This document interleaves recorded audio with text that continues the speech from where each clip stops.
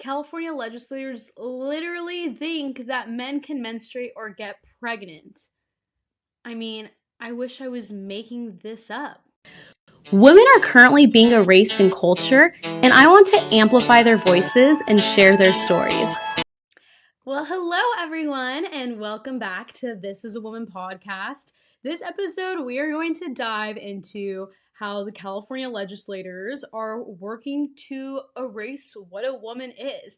And if you're listening and you're like, well, I'm not from California, I'm going to skip past this episode, stop, don't do that. As we know, as California goes, so does the nation. And so it's important to pay attention to the crazy that's happening in California, so you can be prepared for what's going to come to your state if we don't stop it here, and what already might be at your state because of what California's done. And so if you're not familiar with what I do for work, I work for California Family Council. And so that means there is a lot of watching legislation, testifying at the state capitol, letting the community know what bills are out there, letting them know how to get involved, all that kind of jazz. And so I wanted to walk through a couple of the bills that we have fought the past 2 years for our past 2 years legislative session. So that just wrapped up at the end of August. And there's 3 bills in particular that I testified against that all directly attack what a woman is, work to erase what a woman is, and are completely illogical ideas that it's shocking to think elected officials would even put bills as such into place. And I'm also going to play clips of myself testifying on this legislation. So if you're not watching on YouTube, you'll still be able to hear the testimony. But if you are watching on YouTube, you'll kind of see where it's me talking to you on the podcast versus me actually testifying. And so the first one is SB 59. This is by Senator Nancy Skinner, who is one of the leaders of the California Women's Caucus. So it's kind of interesting that she's a big part of the California Women's Caucus, yet is doing what she is through SB 59. And so before we dive into the nitty-gritty of this bill, here is me testifying against it. Males do not have a menstrual cycle. Let me repeat that. Males do not and cannot have a menstrual cycle. Is there any lead witnesses against this? There is. Well, come on forward. Committee members, my name is Sophia Lorey and I'm with the California Family Council. SB 59 seems to be a positive bill at first glance. How can anyone be against providing menstrual products in a woman's restroom? Yet, this bill also requires state-owned buildings to provide menstrual products in male restrooms, pushing the lie that men can have a menstrual cycle. This is insulting to women. This bill disregards the inherent dignity of women by attempting to obscure obvious biological distinctions between male and females. Males do not have a menstrual cycle. Let me repeat that. Males do not and cannot have a menstrual cycle. Monthly, women endure emotional and physical symptoms from menstruating, such as anxiety, depressed moods, crying spells, mood swings, irritability, appetite changes, and food cravings, joint or muscle pain, headaches, fatigue, weight gain related to fluid retention, abdominal bloating, breast tenderness, and acne flare-ups. To pretend that a man experiences this is truly absurd. To vote yes on SB 59 is to ignore basic biology. To vote yes on SB 59 would be antithetical to women's rights. SB 59 works to erase the biological truth of what a woman is. To be truly pro-woman, it is paramount that we recognize these biological differences between the sexes and act accordingly. There is no need for menstrual products in male restrooms. Males cannot have a menstrual cycle. If you have a menstrual cycle, you are a woman. Consequently, only women's restrooms need menstrual products. I urge you to stand up for women and vote no on SB 59. Thank you. Thank you. So, if you're wondering what that bill is about, SB 59, let's dive into it. You might have heard in the beginning of the video when the chair of the committee, he said, is there any witnesses in opposition, and kind of laughed. You can maybe quietly hear the crowd kind of laughing too. This is because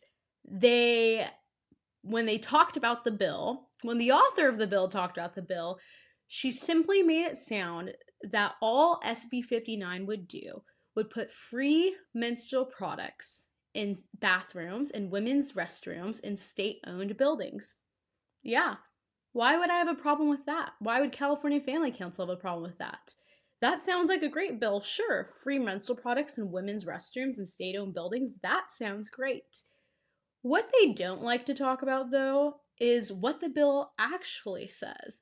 And so when you would go online to the California Legislative Portal and you would look up SB 59, the part that they didn't talk about in the hearing, the part that they don't talk about in their press conferences and when they post on Twitter and social media about their legislation, is that SB 59 didn't just say free menstrual products in women's restrooms, it also said in at least one men's restroom. Why do we need menstrual products in men's restrooms? Men don't menstruate. Men don't have a period. This doesn't happen. Men don't need tampons. And so that's why, again, that's why the chair kind of giggled. That's why everyone kind of giggled, because they don't talk about what the bill really does. They put out this idea where 90% of the bill is a good bill. So then they can hide the 10% bad in it. And so you might be thinking, well, 90% of it was a good bill. The 10% is such a small thing. Why even make a big deal? Why fight against it? It's because they're trying to force this transgender ideology on people. It's because they're erasing what a woman is. Only women can menstruate. We're not menstruators. We're women. And so by pushing this whole bill that says, let's put tampons in men's restrooms, what do you think that's going to do when a 5-year-old, 6-year-old, 7-year-old boy walks in the men's restroom and they go, what are these? And someone goes, well, you know, some boys might get this thing called a period. And so that's why we have these in here. And so that video of me testifying was actually the first time I ever testified at the state capitol. It was from 2 years ago now, but again, this was a 2-year session, so we were still kind of fighting the bill for a while. And what wasn't in that clip, unfortunately, was legislators then called me homophobic, transphobic, hateful, uncollaborative, all because I said men don't menstruate. And again, this is directly attacking what a woman is. I mean, if they can change legislation and what these things mean in law, then 10 years from now, they can say, well, we've been knowing that anyone can menstruate because look at the law from 10 years ago, and they can act like it's this huge, powerful thing that was really just something a crazy elected official wrote as a bill and other crazy elected officials signed into law. So SB 59, again, by Senator Nancy Skinner, where are we at with that? Well, luckily, that bill is dead. I'm so excited to report to you all that that bill is dead. And it died because she actually got and amended it, which means she removed all the language and she made it into a new bill. So the new bill is all focused on electric vehicles. So SB 59 is dead for now. We're going to keep paying attention and seeing what happens next year in California because, again, the legislative session wrapped up at the end of August. So there won't be any new bills coming out of California until we hit January of 2025. But that was just one of the crazy things. The next one I'm going to dive into, and my favorite one's the last one. So I'm going to talk about 2 more bills. My favorite one, because it's so crazy, is the last one. So make sure you stay listening till then. But the next one is AB 2319. And this bill was titled the California Dignity in Pregnancy and Childbirth Act. And it was introduced by members Lorey, Wilson, and Weber. So 2 females introduced this AB 2319. And again, it sounds like a good bill. California Dignity in Pregnancy and Childbirth Act. Yes, all women should have dignity in pregnancy and childbirth. And so this whole bill, they wrapped it around basically trying to say that it's so unbelievable, actually, what they were trying to say, that the legislature needs to recognize all birthing people. I'm not a birthing person. I am a woman. We are women. We are not birthing people. And it says including non-binary persons and persons of the transgender experience. Well, I'm sorry, if you are able to give birth, it's because you're a woman. Males can't give birth. This is common sense. This is basic biology. I mean, even little kids know that. Even ask a 4-year-old, they know it's mommy that gives birth. It's mommy that gets pregnant, not daddy. It is common sense. And so what this bill was saying that it is implicit bias to believe that only women can give birth. So what did they want to do? They wanted to force healthcare providers to go under implicit bias training. So they wanted all these healthcare workers that are working with anything in prenatal care, working in anything in helping give birth, all of those things. They wanted these healthcare workers to sit in a training where they are taught about that anyone can give birth and we need to respect all birth givers. Yeah, I'm for respecting all women that are giving birth. We need to respect all women. But it's not birth givers. It's not transgender experienced people giving birth. It is women that give birth. And so they were going to force all healthcare workers that have anything to do with this process to go under this training. And if not, then there was going to be all these fines charged. And so again, this works to erase what a woman is by calling us birth givers. So I'm going to show you guys the clip of when I testified against that. A man does not have a cervix, a uterus, or a vagina. How could a man get pregnant? How would a baby come out of a man? That non-binary people and men of the transgender experience give birth. Thank you for stating the obvious. Chair and members, my name is Sophia Lorey and I'm with California Family Council. According to this committee bill's analysis, AB 2319 seeks to reduce the effects of implicit bias in pregnancy, childbirth, and postnatal care, and that the legislature recognizes all birthing people, including non-binary persons and persons of transgender experience. Yet, how is it implicit bias to believe only women can give birth? The biological, scientific truth is only women can give birth. During childbirth, the cervix expands so the baby can travel from the uterus through the vagina. A man does not have a cervix, a uterus, or a vagina. How could a man get pregnant? How would a baby come out of a man? The bill analysis accidentally acknowledged this in a section titled Maternal and Infant Health Outcomes in California. It doesn't say paternal health, but maternal health. Sounds like your committee staff knows only women can give birth. Does your staff need implicit bias training too? Women are not birthing people, as this bill states, and we must stop using belittling language to erase the reality of things only women can do. Lastly, the AB 2319 fact sheet discusses how implicit bias is causing an increase in the Black maternal mortality rate. I believe we all want to see the Black maternal mortality rate decrease, but we must unite in a search for the real causes. A 2019 Harvard study found that over the past decade, implicit bias based on race has decreased by 17% and explicit bias has decreased by 37%. If this implicit racial bias reported in the Harvard study were the sole cause of maternal mortality, we would expect pregnancy-related mortality in the Black community to decrease. That is not what is observed nationally. It is time to look deeper at the factors that may be unique or overrepresented in Black communities to discover the sources of the disparities. This bill needs to explore other reasons besides implicit bias to explain Black maternal mortality rates, and it is not implicit bias to know that men cannot get pregnant. It is a fact. For these reasons, I urge a no vote on AB 2319. Thank you. That non-binary people and men of the transgender experience give birth. Thank you for stating the obvious. All right, if you caught that at the end, that was the author of the bill that her only thing she said to correct me was that people of the non-binary transgender experience do give birth. To which then Assemblymember Mia Bonta, who her husband is Attorney General Rob Bonta, then told her, "Thank you for stating the obvious." You would have thought what I had to say was the obvious. And then you might have been wondering as you heard me testifying, wait. You were telling us all about this bill and you said it had to do with implicit bias on men giving birth, but then you talked a lot about maternal mortality rate in the Black community.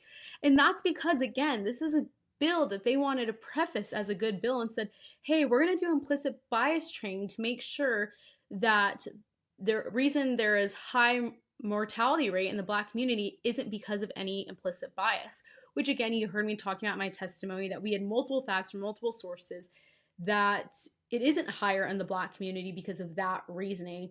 And so I wanted to touch on that as well when I testified, but the main point of testifying and pushing back against this bill is the fact that it opens up this ideology that women are birth givers, that anyone can give birth. And again, stop erasing what a woman is. Don't call us birth givers. We're not birth givers. We're not menstruators. We're not chest feeders. All the things you're hearing, we are women, and those are things only women can do. And so don't let them take that away from you. And so AB 2319, where is this bill at? This bill, unfortunately, passed through both the Assembly and the Senate in California, and it is currently sitting on Governor Newsom's desk. He has until the end of September to either sign the bill into law or to veto it. He has not taken any action on it so far, but if you feel passionate enough to call up his office and say, I urge you to vote, or I urge you to veto AB 2319, it will take you 1 minute to call and say that. His phone number to his office, Governor Newsom's office, is 916-445-2841. And so as long as you're listening to this before the end of September, you can call and urge Governor Newsom to veto AB 2319. All right, now the last one, which I said was my favorite because it's so crazy, is AB 1810 by Assembly Member Isaac Bryan, who's from the LA area. AB 1810, what does this bill do? Well, the bill is called Incarcerated Persons Menstrual Products. And again, what they talked about in the hearing, what Assemblymember Bryan talked about in his press conference and all of his tweets about AB 1810 was that all this bill is going to do is simply ensure that incarcerated women have access to the menstrual products they need, when they need them, and however many they need. Okay, great bill. I don't have a problem with that. I don't know how anyone would have a problem with that. But again, that's not all the bill does. So I went and said, okay, what does AB 1810 actually do? And as I'm reading through it, I notice every time, because you can see edits that are made, you can see the different stages, the different amendments, all of that. Every time the bill said incarcerated women for menstrual products, they need their menstrual products, incarcerated women, it crossed it out and it changed it to persons or menstruators. Why are we trying to remove sex-specific language from the law? Because again, they're trying to erase women. They're trying to erase common sense. They're trying to erase basic biology. We don't need to cross out women and say persons when we're talking about menstruating, because only women menstruate. But that wasn't the worst part. The worst part about AB 1810 is it doesn't just make sure that incarcerated persons, as it says, quote unquote persons, incarcerated women in women's prisons, it doesn't just say that they'll get the menstrual products they need. It also says they'll get the birth control that they need. And again, some women are on birth control because they have heavy periods, because they're trying all these different things, because they get bad acne. If you've been listening to the podcast, you know how I feel about birth control. We have plenty of episodes on that. But I'm just saying those are reasons women are on birth control. It's not always just to prevent themselves from getting pregnant. But when this bill says it also provides birth control and emergency contraception to women in prisons. Now, however you feel about emergency contraception, put that aside. If you're okay with it, put that aside and recognize, why would women in prisons need emergency contraception? How would women in prisons be getting pregnant? Oh, okay. So AB 1810 is a cover-up to a bill from Scott Wiener in 2020, SB 132, which allows people to go to prison not based off of their sex, but based off of their gender identity. We have been having an issue in California of male inmates in women's prisons. Yes, you heard me right. Males are in women's prisons. They don't have to have any surgery. They don't have to have anything cut off. They don't have to dress like a woman. All they have to do while they're in the process of getting arrested is say, I identify as a woman, so I need to go to the women's prison. So women are being raped in prison because men are in women's prison from, again, Senator Wiener's bill SB 132 from 2020. So instead of fixing the problem and saying prisons need to be separated based off of sex, which is how they've always been, they decided to make a cover up through AB 1810 and make it seem like it was a great bill for menstrual products and that they were just going to slide this little piece in about emergency contraception so that if women get pregnant in prison because they're raped, that they can take emergency contraception, and that's removing the problem. Something they didn't like that when I testified on this is I give the stat that out of all the men that are in women's prisons in the state of California, 33.8% of them are registered sex offenders. That makes sense because it's common sense. Most people know that if you are a man that is in prison because you did something to children or women, that the other men in prison will beat you up. They don't put up with that, especially if you are a sexual predator towards children. They don't put up with that. So now you can say, oh, I got arrested because I was a sexual predator towards children and women. I don't want to go to the prison I should be going to because I'm a man, because I know I'll get beat up. So let me go to the women's prison where I won't get beat up and I can keep offending. And AB 1810, this new law, this new bill that could potentially be law soon, will protect me. So I'll play the little clip of me testifying and then I'll tell you guys where it's at. Sophia Lorey, and I'm with California Family Council. AB 1810 seems to be a positive bill at first glance. How can anyone be against making sure incarcerated women have better access to menstrual products? Yet, this bill replaces all mentions of females and women with the word person, ultimately erasing women and pushing an ideology that men can menstruate or men can give birth. AB 1810 disregards the inherent dignity of women by attempting to obscure obvious biological distinctions between males and females. This bill allows for birth control and menstrual products to be available to all persons. So let's walk through basic biology. Does a man have a uterus? No. Does a man have a cervix? No. Does a man have a vagina? No. Thus, males do not have a menstrual cycle and males cannot get pregnant. Let me repeat that. Males do not and cannot have a menstrual cycle or get pregnant. It is truly incomprehensible that today we have elected officials who lack an understanding of basic reproductive biology, that men cannot become pregnant or menstruate. Also, why would women need access to birth control in a female-only prison? We know through basic common sense proven by science, it takes one man and one woman for a woman to become pregnant. This acknowledges the ugly reality that due to Senator Wiener's SB 132 from 2020, incarcerated men are allowed into women's prisons and women are being raped and forced into cells with men, 33.8% of which are registered sex offenders. I urge you all to vote no on AB 1810 unless this bill is amended to only provide birth control and menstrual products to actual women. To vote yes or abstain further advances the erasure of women and ignores basic biology.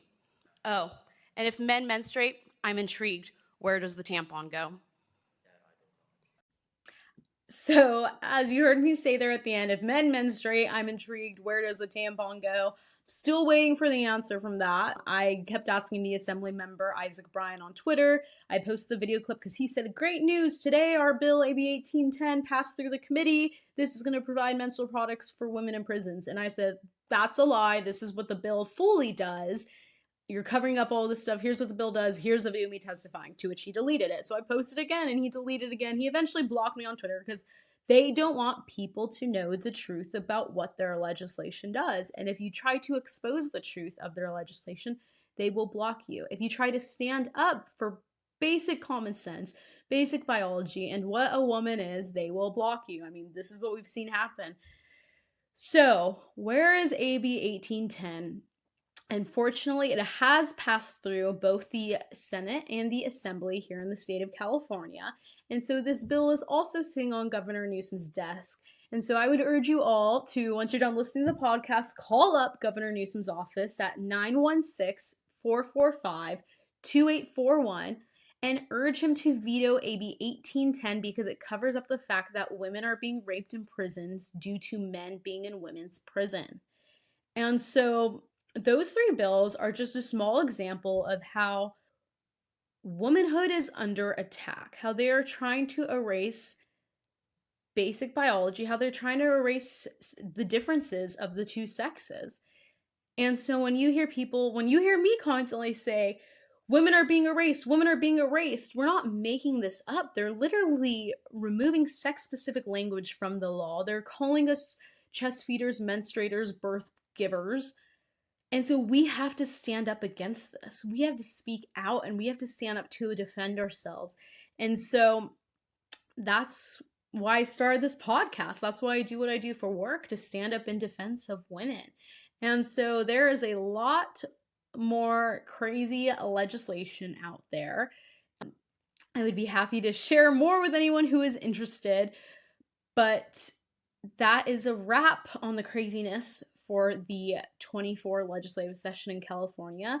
And as we hit January next year, I'll keep you guys all up to date with how the legislature is attacking women.